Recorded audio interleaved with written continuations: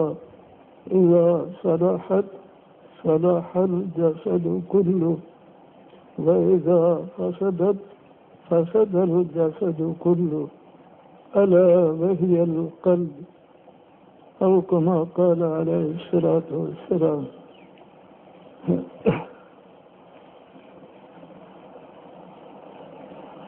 اللہ تعالیٰ نے اس دنیا کو محنت کی جگہ بنایا، عمل کی جگہ بنایا، تو محنت سے تو دنیا میں آدمی خالی نہیں رہ سکتا، محنت کی جگہ ہے۔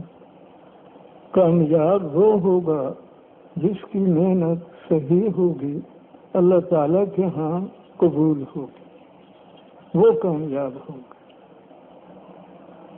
تو صحیح محنت وہ حضرات انبیاء علیہ السلام کی ہے، وہ سب کامیاب ہوئی۔ اور جس نے بھی پیغمبر کی محنت کو مقصد بنا لیا، ان کی کامل تابعداری کرنے والا بن گیا، وہ بھی کامیاب ہو۔ تو کامیابی اللہ کے فیصلے سے ہوگی، تو اللہ کے کامیابی کے فیصلے پیغمبر کے اعمال پر۔ مال اسباب دھوکہ ہے، کامیابی کا تعلق مال اسباب سے نہیں۔ تو حضور نے فرمایا کہ دنیا کے جتنے مال اسباب ہیں اللہ تعالیٰ کے ہاں ان کا درجہ مچھر کے پر کے برابر ہوتا تو کسی کافر کو دنیا میں ایک گھونٹ پانی نہ دیتے۔ دنیا کے جتنے کارخانے، خزانے، سامان، اسباب، اللہ پاک کے ہاں ان کا درجہ مچھر کے پر کے برابر نہیں۔ اللہ پاک کے ہاں قیمت حضور کے اعمال کی ہے، اور دنیا آخرت کی کامیابی اللہ پاک کے ہاں سے جو ملے گی حضور کے اعمال سے۔ تو اعمال کی بنیاد کلمہ ہے، لا الہ الا اللہ۔ یہ کلمہ سارے انبیاء کا ایک ہی رہا۔ کلمے کا دوسرا حصہ جو پیغمبر کلمے کی محنت کے لیے اللہ بھیجتے تھے، اس کی شان، اس کی صفت کا بیان ہوتا تھا۔ تو حضور کا کلمہ ہے لا الہ الا اللہ محمد رسول اللہ۔ تو بھائی حضور کا جو فرمان ہے کہ آدمی کے جسم کا ایک ٹکڑا ہے، وہ نیکی والا بن جائے تو پھر سارا جسم نیک عمل کرنے والا بن جاتا ہے، وہ بگڑ جائے تو پھر سارا جسم بگاڑ والا بنتا ہے۔ اور پھر متوجہ کرنے کے لیے فرمایا پوری توجہ سے سنو، وہ دل ہے، دل نیکی والا بن جائے گا تو سارا جسم نیک عمل کرے گا، اور دل میں بگاڑ ہوگا تو پھر سارا جسم گناہ کے کام کرے گا۔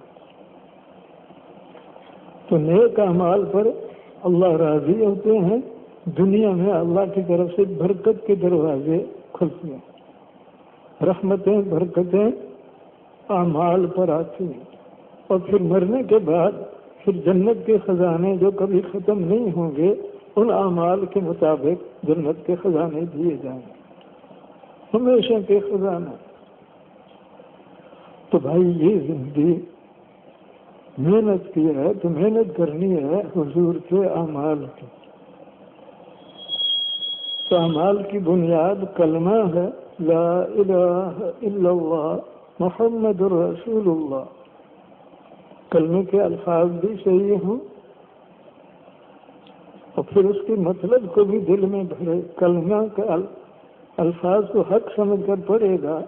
ایک تو یہ بھی کہ جیسا حضور نے فرمایا کہ آدمی کے جسم کا ٹکڑا ہے، وہ نیکی والا بن جائے تو سارا جسم پھر نیک عمل کرتا ہے، وہ بگڑ جائے تو پھر سارا جسم گناہ کے کاموں میں لگتا ہے۔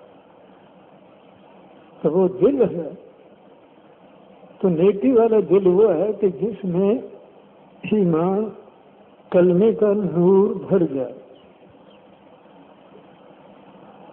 وہ سمجھانے کے لیے بزرگ فرماتے ہیں کہ جیسے آنکھ دیکھتی ہے، آدمی آنکھ سے دیکھتا ہے، فائدے کی چیزوں کو پھر لیتا ہے، نقصان کی چیزوں سے بچتا ہے۔ لیکن آنکھ جب دیکھ سکتی ہے جب آنکھ کے سامنے روشنی ہو. اگر روشنی نہیں اندھیرا ہے تو پھر کچھ دیکھ سکے گا؟ تو اندھیرے والا نفس والی چیز کو اٹھائے گا. وہ تو بزرگ مثال دیتے ہیں، اندھیرے میں چلنے والا سامنے سونا پڑا ہو، پاؤں کی ٹکر بھی لگ جائے تو سونے کو پتھر کہہ کر چھوڑ جائے گا. تو اندھیرے کے فیصلے صحیح ہوتے ہیں غلط ہوتے ہیں؟ آپ سے پوچھ رہا ہوں، اندھیرے کے فیصلے غلط ہوتے. اسی طرح اندھیرا ہے، اگر راستے میں سانپ ہے تو سانپ کے اوپر پاؤں رکھ لے گا، وہ کاٹے گا، جان نکل جائے گی. ہماری بستی کا ایک آدمی رات کو جا رہا تھا، راستے میں سانپ تھا، اندھیرا تھا، اس نے پاؤں اوپر رکھا، اس نے کاٹا اور مر گیا. تو اندھیرے میں چلنے والا قیمتی چیز کو لے نہیں سکتا اور مصیبت سے اپنے کو بچا نہیں سکتا. اور پھر بزرگ فرماتے ہیں کہ آنکھ تو دنیا کے اسباب کو دیکھتی ہے، حقیقت کو نہیں دیکھتی، اس لیے کہ دنیا میں راستے دو ہیں، ایک جنت کو جا رہا، ایک دوزخ کو جا رہا، تیسرا کوئی راستہ نہیں. اور دنیا کا ہر انسان یا جنت کے راستے پر چل رہا یا دوزخ کے راستے. اب جنت دوزخ سامنے ہے نہیں، سامنے ہوتی تو کوئی دوزخ کو جاتا، سب جنت کے راستے کو اختیار کرتا. جنت دوزخ سامنے ہے نہیں. اب کیسے سمجھ میں آئے جنت کا راستہ کیا دوزخ کا کیا؟ دل میں نور ہوگا تو دل کے نور سے سمجھے گا جنت کا راستہ کیا ہے، دوزخ کا راستہ کیا ہے.